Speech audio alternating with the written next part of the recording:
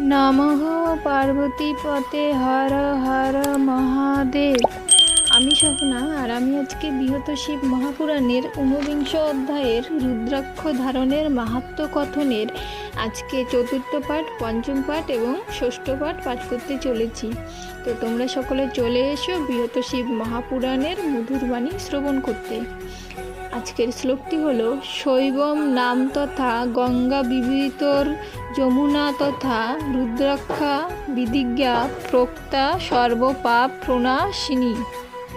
শ্লোকটির অনুবাদ আজকে 4 নম্বর পাঠ থেকে শুরু করছি। তো অনুবাদটি হলো, শিব ভক্ত এই মালা ধারণ করিবে আর বৈষ্ণবেরা উহা দ্বারাই জপিবে। ইচ্ছা কিংবা অনিচ্ছায় জপ যদি করে, রুদ্রাক্ষ মালার দ্বারা ফল তাতে ধরে।